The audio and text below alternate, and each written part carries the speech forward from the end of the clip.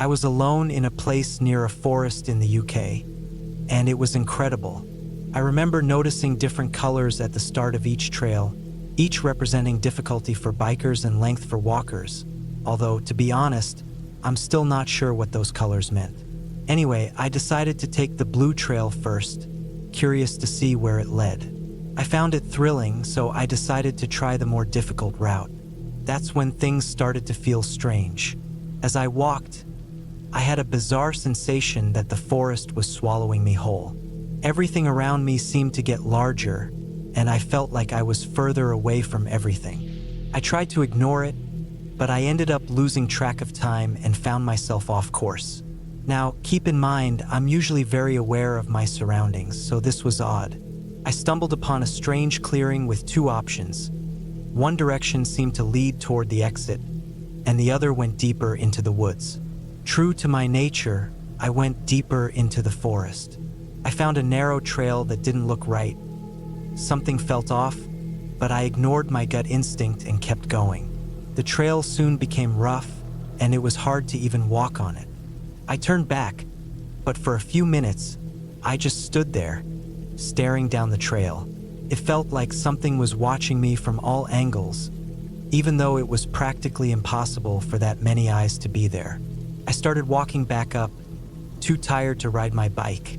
Remember, my bike tires were completely fine, no flats, no issues. I wish I still had those pictures. When I reached the spot where I started, the sensation of time being warped hit again. It felt like the path had stretched by half a mile, as if the woods were shifting.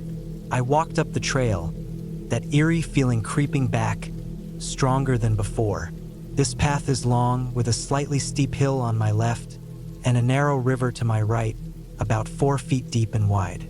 The bushes on the other side were broken up by occasional trees. As I made my way up, I heard a woman crying from behind a tree up ahead.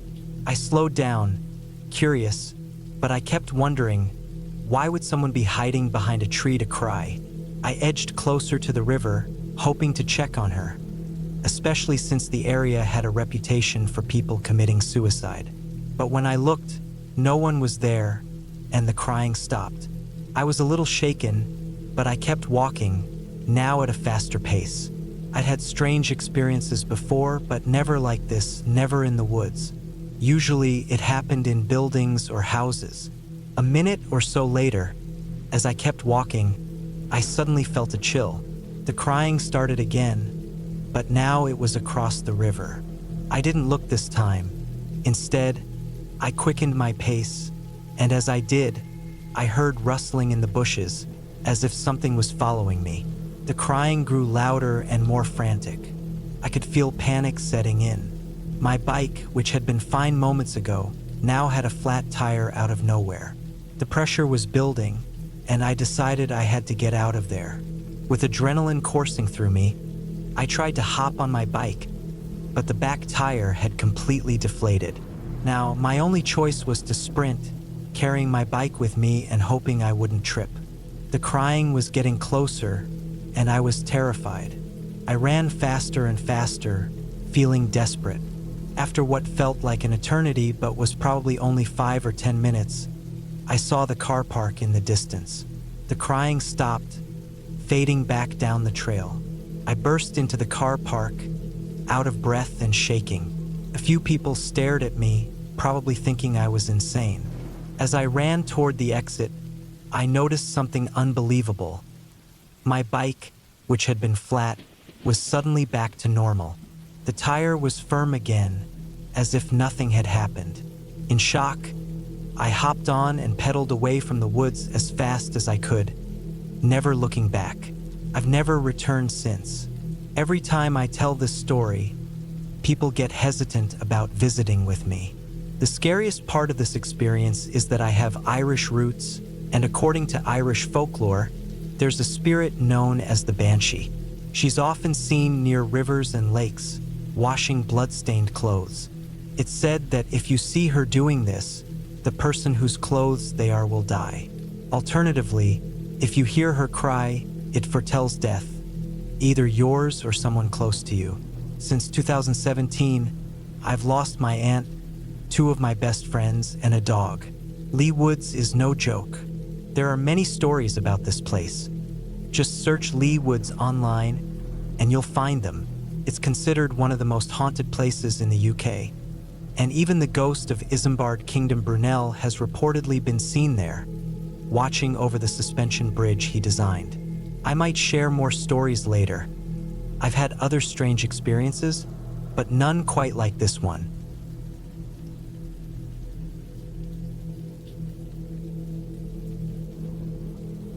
Hey, Swamp Dweller. I'm a long-time listener, but this is the first time I've ever shared a story here. I used to live in Fairbanks, Alaska, and let me tell you, the landscape there is breathtaking. Sometimes just stepping outside felt like being part of a painting. Despite its beauty, Alaska hides plenty of dangers people might not realize, like moose charging at your car, having to drive between towns because of engine failure, and the fact that your lungs could freeze if the cold gets too extreme. Most of these risks can be avoided, especially thanks to the dedicated police force and rescue services. Still, it's important to recognize that the people in Alaska, well, they're built differently. Folks are tough, and they're always ready to help a stranger, since you never know when you might need help yourself. I was about 8 years old when we moved there. My stepdad was a trucker who spent weeks on the road, and my mom worked long nights as a respiratory therapist. I was a pretty lonely kid. There aren't many people in Alaska, and my class was small. I had just moved to town a year before and had trouble finding my place among the other kids. When my parents did manage to take time off, they'd take me camping to make up for the time lost. Because of that, I've seen a lot of Alaska's parks, and they're incredible. But one thing I'd advise, don't stay overnight on those trips. One time, we camped at Denali National Park, a huge place, over 7,000 square miles of wild land, with an additional 2,800 square miles of protected nature nearby. The park's northern part is filled with thick pine forests and streams, while Mount Denali towers in the south, a snow-capped giant standing 20,310 feet high. There's a ton of wildlife: bears, wolves, elk, moose, deer, raccoons, foxes, you name it, it's probably there. Stunning, aside from the mosquitoes. In Alaska, they joke that mosquitoes are the state bird. They might not be quite that big, but they're huge, about the size of a quarter. And since these mosquitoes have to break through the thick hides of bears and moose, they know how to feed gently. We were set to camp for 2 nights. My stepdad was determined to fish as much as he could, while my mom wanted to relax and watch the animals. I, on the other hand, was more into exploring, but given where we were and my fear of predators, I mostly stayed close by and fished with my dad. It went well that first day. The fish were biting every 10 minutes or so. I must have found a great spot, or maybe I was just lucky. I'd never caught so many fish before. We kept 2 for dinner that night, and my mom was in a good mood after watching a herd of elk drinking from the stream. We cooked the fish as the sun set, and I listened to my parents tell stories about their childhoods under the most stunning night sky I'd ever seen. After a while, I was exhausted and decided to crawl into my tent. I fell asleep quickly, but that's when things started to get strange. I woke up suddenly in total darkness. I was startled, but then I remembered where I was and chuckled to myself. That's when I heard it. A soft, rhythmic scratching sound from outside my tent near the flap. I froze, listening. It must have been a tree, I thought, but we didn't camp near any trees. My mom had made sure of that, fearing pine cones could damage the tent. Could have been explained away, probably, by a more rational person. But for an 8-year-old like me, if it wasn't a tree, I had no idea what it was. Could have been anything: a monster, a boogeyman. My body stiffened in fear, and I felt like I couldn't breathe. My muscles locked up, and I just listened, not moving a muscle. After what felt like a long time, everything stopped. The next sound I heard was a single footstep, as if something shifted right outside my tent. For a moment, I thought it might have been my parents checking on me. I still felt nervous, but I thought it was probably them. So I crawled toward the tent's opening, trying to be as quiet as possible. Some deep part of me knew something wasn't right, even if I kept trying to dismiss it. I reached for the zipper and felt the small metal eyelet touch my fingers. Just as I did, I heard something else, deep, guttural breathing from right outside. I froze again, but now I was in a strange, uncomfortable position. One arm was raised, holding myself up, and I realized how stiff and awkward I had become. The breathing turned into snuffling, then a snort. It was sniffing, coming closer, getting nearer to the thin, fragile fabric separating me from whatever was out there. I began to shake. Then I heard a laugh.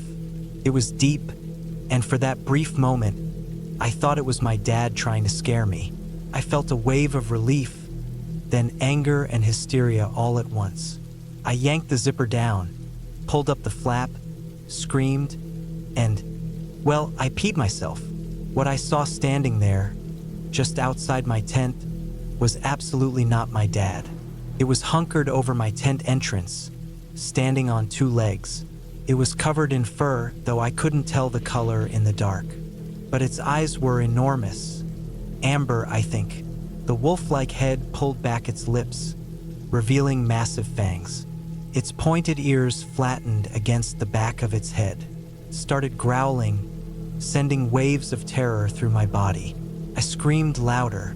Then one long, hairy arm reached out toward the opening of the tent, a clawed hand inching closer.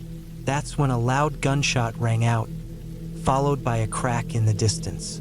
The creature spun to its left so quickly it was almost a blur. I saw its back and a long, fluffy tail. Its foot came into view, and I saw that its anatomy resembled a wolf's. My dad yelled and fired another shot. The creature moved so fast, it was almost impossible to track. In the blink of an eye, it vanished into the woods.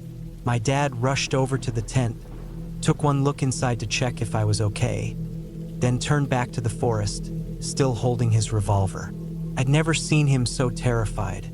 I was crying and asking over and over what that thing was, but I don't think we'll ever know. My parents said it was a bear, but I'm sure it was something else. Something much worse.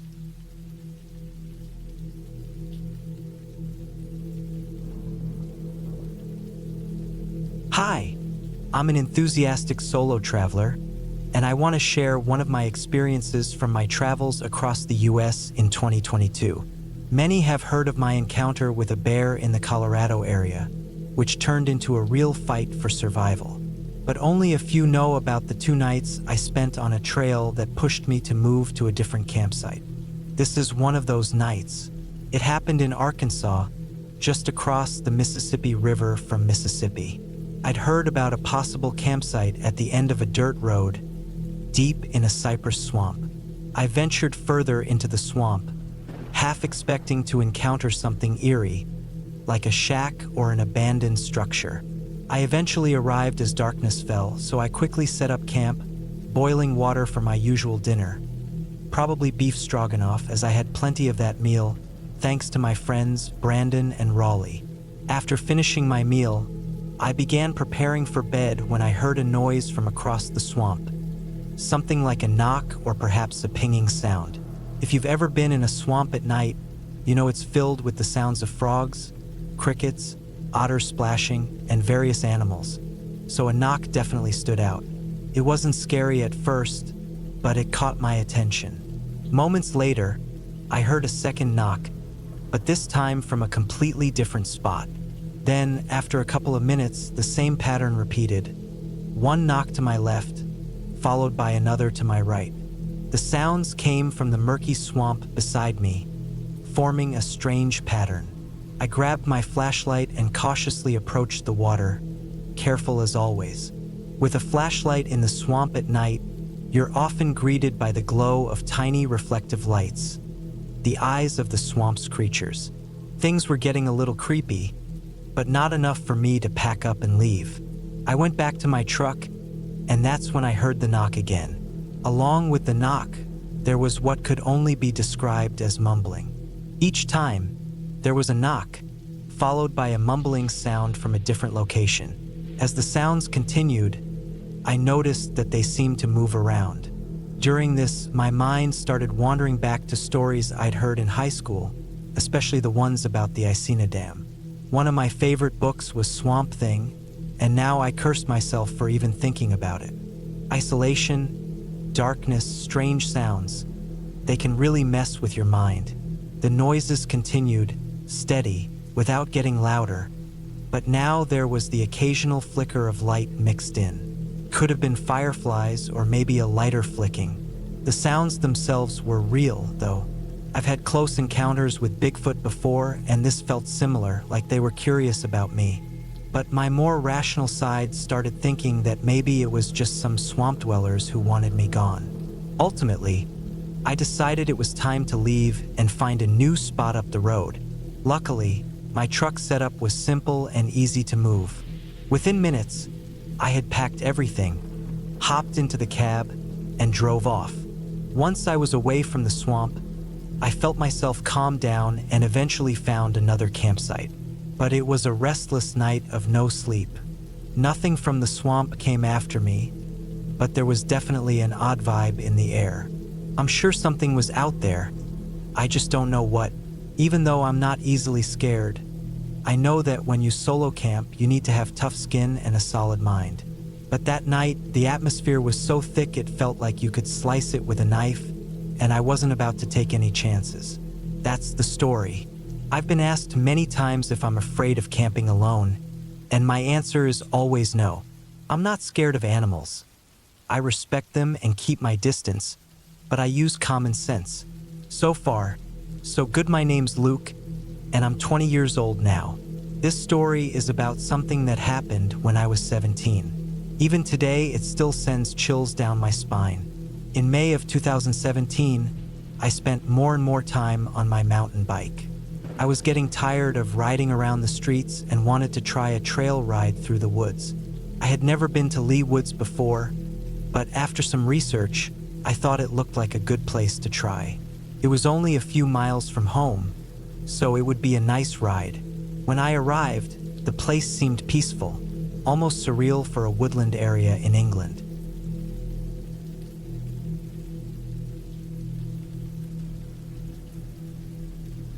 I'm 29 and live in Iowa. If you've been here, you know that this state is mostly flat and doesn't have many great spots for hiking or camping, at least not with scenic views. This year, I decided to go camping for the first time in a quiet forest. I thought it would be the perfect starting point for camping since the land was flat, and the trail was easy to follow. The trail led to a small pond, so at least I'd have a bit of a view. The hike was short, just under an hour, but the pond at the end was pretty disappointing. It was tiny and surrounded by swampy ground, so I had to set up my tent farther into the forest where the ground was dry. To be honest, after a couple of hours, I got pretty bored. I decided to take a walk around the pond to see if there was anything else to explore. I wandered to the other side, but it was pretty much the same all around. It was a peaceful and pretty forest, but there wasn't much to set it apart. I headed back to my camp, and by then the sun was almost gone. I had brought a small fire starter, so I used it to light a fire and cook some food. But not long after sunset, I noticed a light across the pond. It was in the trees just beyond the water, but it was exactly where I had walked earlier, and I knew there was nothing there an hour ago.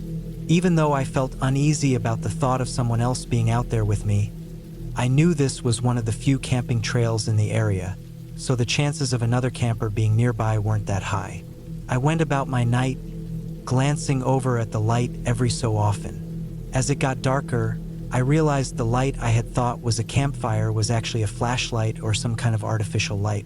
I couldn't figure out what it meant, but about an hour later, I noticed the light dimming, and after a few flickers, it turned off completely.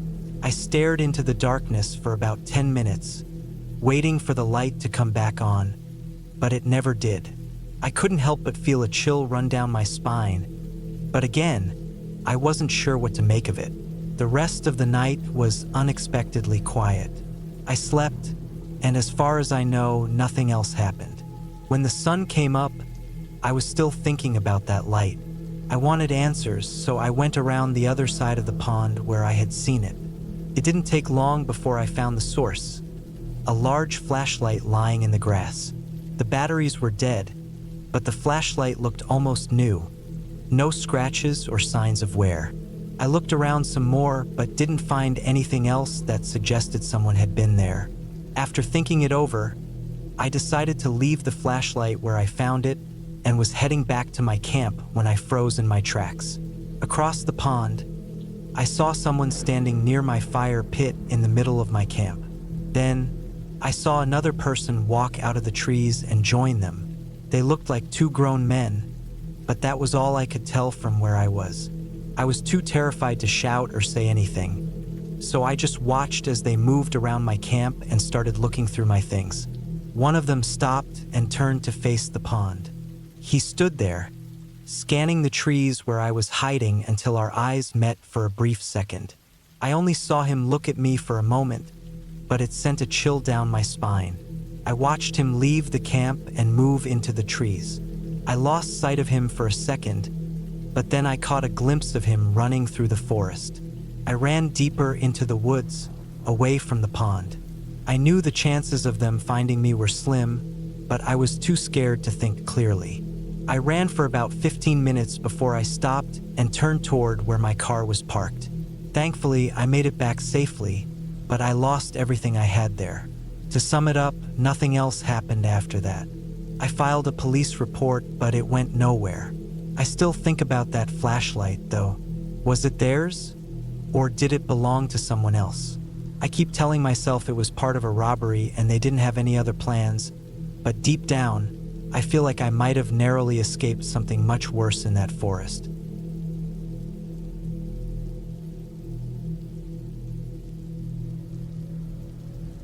Back in high school, my house had a big backyard that led into a vast forest. When we were younger, my friends and I would venture far into the woods to play games. There was always a hint of danger in the air, which made everything more exciting. As we grew older, though, we stopped going out there since it seemed pointless. But one day, while I was hanging out with my friend Evan, he suggested the idea of going into the woods at night. Within minutes, our plan evolved from just a casual stroll into an overnight camping trip. Evan mentioned that his parents had a tent we could borrow, so we walked down the street and grabbed it from his garage. Neither of us had ever camped before, so we really didn't know what we were doing. Honestly, I don't think either of us thought much of it at the time, considering we'd only be out there for one night. After packing a bag with snacks, water, and a portable charger, we made our way into the woods. Quickly became clear that the flashlight Evan had was pretty terrible. It barely lit up anything beyond a few feet, which was enough to keep us from walking into trees or bushes, but we couldn't see much else. For the first 15 minutes, we talked excitedly about how creepy and fun it would be. But after another 15 minutes of walking, the conversation dropped off. The eerie silence in the woods had us both a little spooked. A few times, I thought I heard something moving nearby, but the flashlight never reached far enough to confirm it. After 30 minutes of walking, we found a spot to set up camp. It was a small clearing surrounded by trees. Evan wedged the flashlight on a bush to light up the area while we tried to set up the tent. He told me it was easy to assemble, but it was anything but. We probably spent an hour getting the tent to stay up without collapsing. To make things worse, every time we heard something, we'd have to grab the flashlight and shine it around before setting it back and starting over. At that point, I was starting to regret this whole idea. When we finally got the tent set up, things felt a bit less stressful. We sat inside, listening to the sounds of the woods. Sometimes it was dead silent, then birds or other animals would break the quiet. It was an interesting experience until we heard something that sounded all too familiar. We stayed in the tent, listening as footsteps moved around us. They didn't seem to be getting closer, more like they were just passing by. We both agreed that they sounded like human footsteps, nothing like the usual animals we'd hear. After a minute, the footsteps faded away, and Evan and I sat still, staring at the inside of the tent, trying to listen for any signs of movement. About 10 minutes later, once we were sure the person had moved on, we left the tent and sat outside. We both felt too exposed inside the tent, unable to see what was going on around us. As we sat and talked, the same footsteps began again, this time much closer. They kept getting nearer until it sounded like someone was walking right toward us. Evan shone the flashlight in the direction of the sound, but it continued. The footsteps came closer, and just when we thought we'd see who was out there, they stopped. We could hear them breathing just outside the light. Both of us froze, staring into the dark beyond the flashlight. Then we heard them take a step back before walking away. A minute later, the footsteps had disappeared, and the woods were completely silent again. We packed up the tent as fast as we could and left. We were so shaken that we didn't even go the right way home and ended up on a different street. We ended up at my place and stayed up all night in my room, talking about what had happened or what might have happened. We never went back into those woods, and to this day, I stay far away from any secluded places. Whoever was out there that night had to be up to something terrible, and I think we were dangerously close to finding out.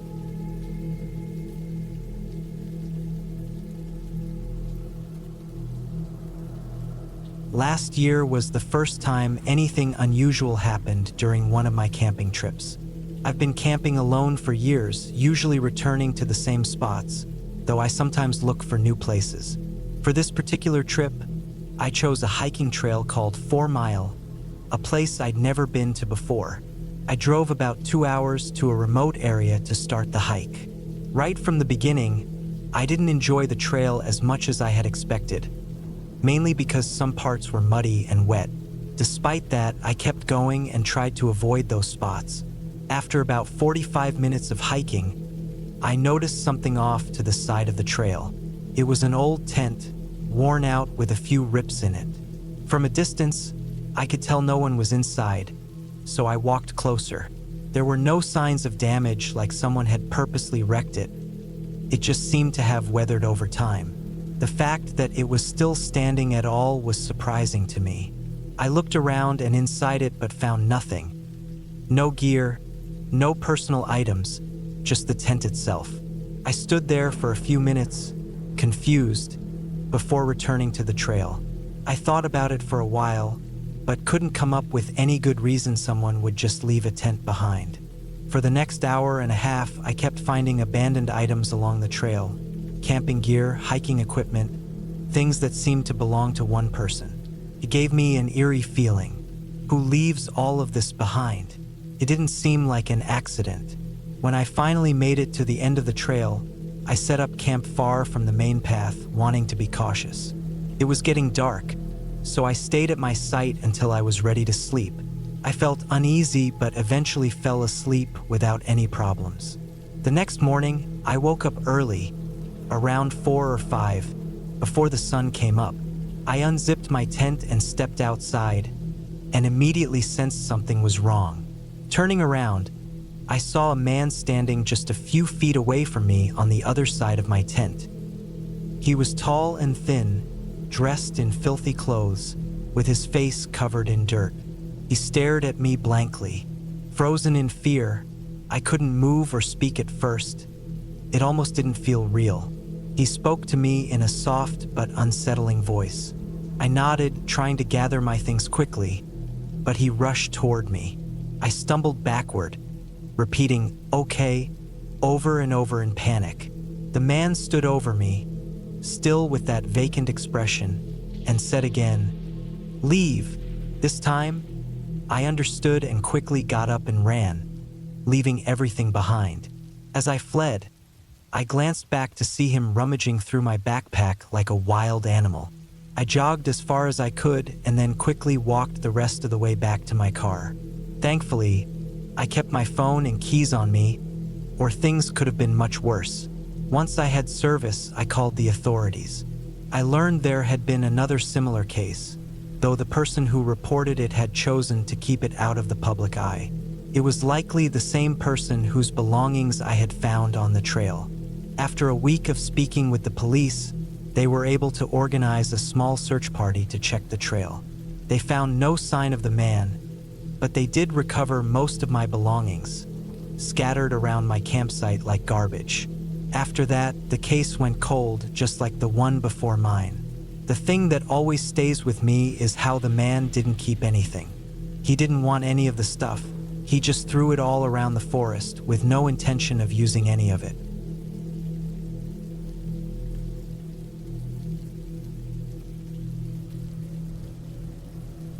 About a week or two ago, I went on a hike along a trail through the dense woods behind my town. It was a small, close-knit place with fewer than 1,000 people, so we were quite isolated from bigger cities. The forest on the outskirts was flat, with no mountains or hills, but there were some ponds and small streams running through the area. I was headed toward one of these streams, which I'd visited before but never had the chance to camp by until that day. I remembered from my previous visits that it was about a 3-hour walk, heading almost straight north. As I walked through the trees, it was very quiet, apart from the birds and the sounds of animals rustling through the leaves. There were no other hikers around, and I didn't expect to see anyone since there was no actual trail, just open woods. But about 45 minutes from the stream, I ran into someone. We were both walking toward each other, and neither of us seemed to notice the other until we were almost right next to each other, separated only by a couple of trees. I must have looked confused and a bit nervous, finding it odd to come across someone so far off the trail, but the man had the same look on his face. I was about to say something, but just before I could, his expression shifted into a slight, nervous smile, and he moved to the side and started walking away. I did the same, continuing on my way, but when I looked back after walking a bit further, I saw that the man had stopped walking and was nearly running off without saying a word. That encounter left me with a strange feeling, but seeing him run away only made it feel even weirder. It seemed like he was trying to avoid being seen, or maybe he didn't care about the rare chance we'd run into each other in the middle of nowhere. Either way, I tried not to think too much about it and continued to the stream. There wasn't an official campsite, so I just set my bag and tent down on the flattest spot I could find. As the sun was about to set, I got a fire going, throwing in some twigs and branches I found nearby, making sure it would burn for a few hours. I planned to stay up a while to stargaze. Out here, away from the lights of town, the Milky Way is a sight I never want to miss. Hours passed as I sat by the fire, waiting for the stars. Then, I heard something. Slow, careful footsteps coming from behind me. I turned and looked, but couldn't see much in the darkness. The footsteps stopped, though, which told me someone might be out there watching me. I grabbed my heavy-duty flashlight from my bag and shone it toward the trees. The beam reached quite far, but when I moved it back and forth, I didn't see anyone. My heart rate picked up as the unsettling feeling returned. "Anyone out there?" I called, but there was no response. I waited a moment, then tried again. "Hello?" Still no sound, no footsteps. After a few moments of hesitation, I decided to walk toward where I thought the noise had come from. Maybe I'd been mistaken, but I needed to check. I carefully stepped through the woods, shining my flashlight ahead, until I reached the spot where I'd heard the footsteps. I turned the light to my left, searching behind trees, and suddenly I saw him. A large man, standing motionless, about 20 feet away. It was the same man I'd run into earlier that day. Even though I was shining the light directly on him, he didn't move. I quickly tried to stay calm, keeping my flashlight moving as though I hadn't noticed him, hoping he wouldn't realize I had seen him. I then began walking back to my tent, trying to act as casual as possible. Once I reached my gear, I looked around once more before quickly leaving the campsite behind. I made my way toward the river, keeping a safe distance, and when I felt far enough, I broke into a run, not stopping until I was sure I was out of his sight. I found a spot to rest and stayed awake until sunrise, unsure if he had followed me, but I never heard or saw him again. I have no idea why he was out there or why he had been hiding near my campsite, but I never returned to collect my tent. The thought of finding him there again was too unsettling.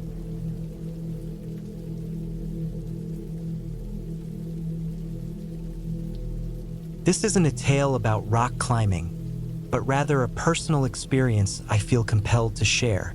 I told this story in a video years ago, but I want to recount it here for those who may not have seen it before. I spent my childhood in rural areas, moving between farms in Tennessee and isolated parts of Florida. Growing up in such places meant we didn't have access to a lot of things that others might take for granted. We had no internet, no TV, and of course, no cell phones.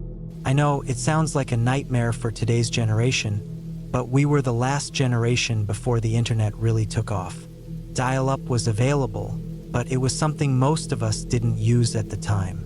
Despite it all, life wasn't so bad, except for those long summer days when we worked in the fields, picking beans under the scorching sun. We lived in an old Civil War-era cabin in Tennessee, far away from the nearest neighbor. I have plenty of exciting stories from those days, and this is just one of them. It all started on a typical Friday night when my brothers and I were home alone. With nothing to do, we decided to play a game of search around the house, which was like hide and seek. It was pitch black outside, so we mostly stayed inside. For context, our cabin was on a steep hill with a long, winding driveway. The house had 3 levels: the basement, the main floor, and the upstairs, which was just my room. We also had a back deck about 10 to 12 feet above the ground. At night, it was so dark outside that we didn't venture much past the front porch. As fun as the game was, it started to feel a bit repetitive. I had the idea of going outside to hide on the roof, hoping it would add some excitement. I quickly regretted that decision. First, everything felt fine. The weather was chilly, typical for late fall, and there was a light breeze that made the air feel fresh and peaceful. But after sitting on the roof for a few minutes, something started to feel strange. I had been distracted by the soothing sound of crickets and cicadas, but suddenly, all the noise stopped. This struck me as odd, but as a teenager, I didn't yet realize that silence like that often signals something bad is about to happen. I sat there as still as I could, trying to listen, but all I could hear was the faint breeze rustling the leaves. Then, out of nowhere, there was a loud noise from the other side of the roof. It was so sudden, it felt as if something had landed on the roof. I looked over, but there was nothing in sight. I felt uneasy, and my first instinct was to get off the roof and run. But before I panicked too much, I remembered my brothers were probably just messing with me since they had likely given up searching for me inside. I opened the window and called them up.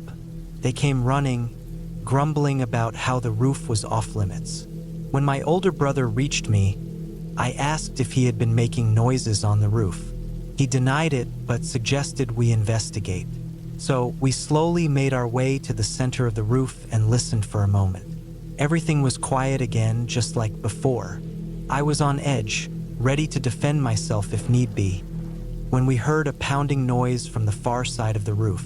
It sounded like hooves running on metal, but there was no sign of anything. The roof was completely empty, except for us. Yet we could clearly hear the sound of footsteps, getting closer and running in circles around us. I stretched my arms out, trying to feel anything, but I couldn't. The strangest part was that I could feel the vibrations of something running, but there was nothing there to see. The footsteps continued to circle us for what felt like forever, though it was likely no more than a minute. Then, suddenly, the noise rushed off toward the other side of the roof and seemed to leap off, vanishing into thin air. We immediately ran back inside, locked the windows and doors, and huddled together, completely freaked out. To this day, I still have no idea what happened that night, but I know there are things in this world that we can't explain. That experience, along with many others, has only reinforced that belief.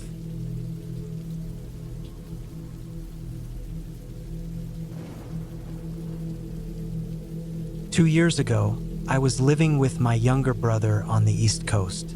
We didn't really go out much, mostly hanging out with friends, grabbing food, but never really doing anything adventurous. Eventually, I decided to look up activities, and one of the most common suggestions was camping, especially since we were near the Appalachian Mountains. I mentioned it to my brother, but he wasn't interested. A few days later, I bought a few things, like a small tent and safety tools, packed up one of my old backpacks, and drove out to a nearby trail. I wasn't very experienced, and going alone wasn't the smartest idea, but I figured it would only be for one night, so even if something went wrong, it wouldn't be that bad. After an hour of driving, I arrived at the trail. There were no cars parked, and I didn't see anyone around. I got out, threw on my backpack, and walked to the trailhead.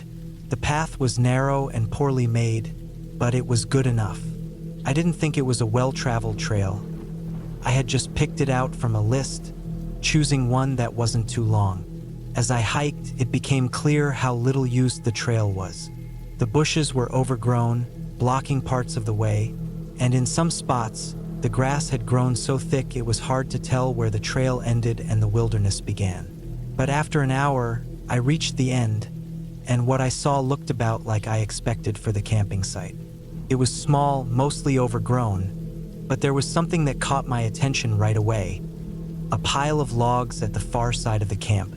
I walked over and saw charred wood flakes blowing in the wind. It must have been used recently, maybe even the night before. I looked around but didn't see any tents or signs of anyone else being there.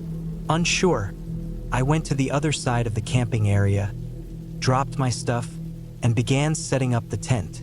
It wasn't too late, so I took my time, making sure the tent was set up well. Once I was finished, I took a break, sitting and relaxing for a while. There was still about an hour of sunlight, so I spent it eating and sitting on my sleeping bag inside the tent. Before long, the sun started to set, and just after that, I heard a noise nearby, a crackling sound, like from a campfire. I unzipped the tent and stepped outside, only to find a man sitting across the camp, right next to the pile of half-burnt logs. He looked older than me, probably in his 40s, but I couldn't see much else because of the fading light. He was already looking at me, so I nervously waved. After a few seconds, he waved back.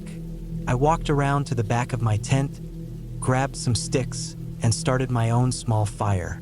Within minutes, it was mostly dark, with only the light from my campfire and the man's campfire illuminating the area. I kept glancing over, trying to see if he had a tent or backpack, but all I could see was him. The more I looked, the more uneasy I felt. Where had he even come from? My tent was set up right by the trail, so I would have heard him coming unless he came from the other side, which was just empty woods. I sat outside for at least an hour, probably 2, and never saw him move. He just sat by the fire, staring ahead.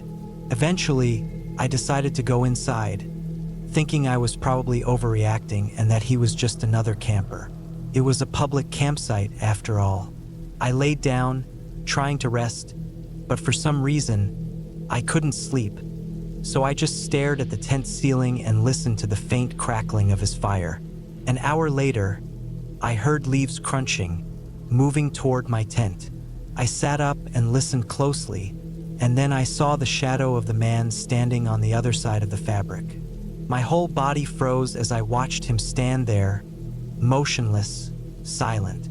After a moment, his shadow started to move away, and I heard the leaves crunch as he walked off into the distance. I quickly unzipped the tent and looked outside. The campsite was empty. The man was gone, leaving only the smoldering logs behind. I started packing up, shoving the tent into its bag and even breaking a few of the rods to hurry up. I left without ever seeing the man return. What happened out there or what would have happened next, I'll never know.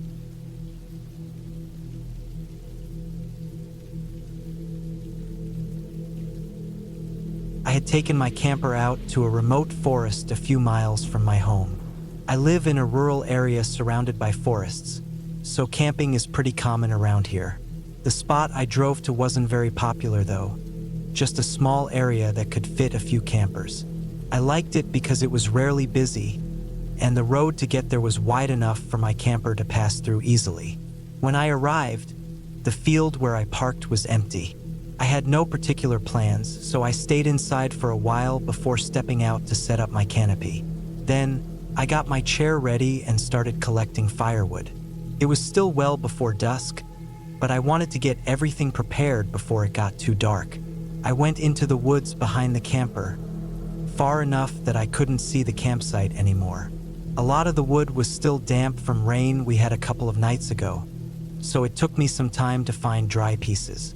After about 20 minutes, I returned to the camper and noticed a man setting up a tent nearby. He nodded at me when he saw me come back, and I nodded back, acknowledging him. He didn't seem unusual, and I didn't think much of it except for being a bit disappointed that I wouldn't have the place to myself anymore. After I threw the sticks down, I went back into the camper to have some privacy, grabbed a beer, and sat inside with the sunroof open. I'm not sure how long I was inside, maybe 30 minutes or so, before I stood up and looked out the window. The man had finished setting up his tent, but now that it was all put together, I saw how tattered it was. The tent had holes and tiers, with flaps hanging off and blowing in the wind. It looked like it hadn't been cared for in years.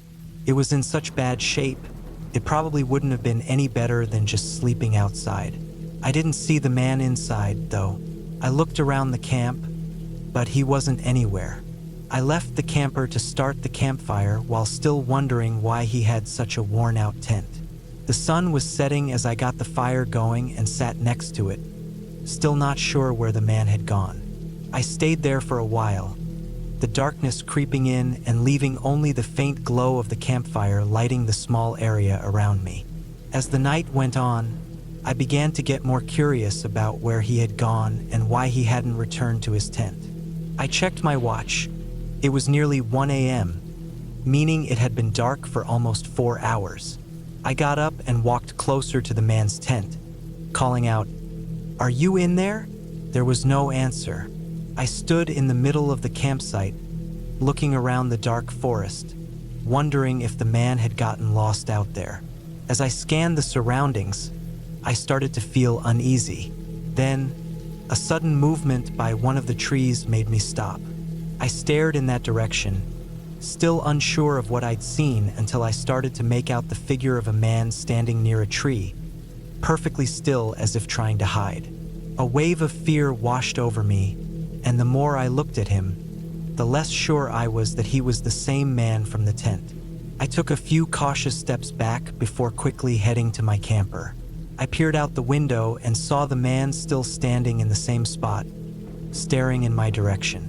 After hesitating for a moment, I rushed to the front of the camper and started the engine, driving away from the site.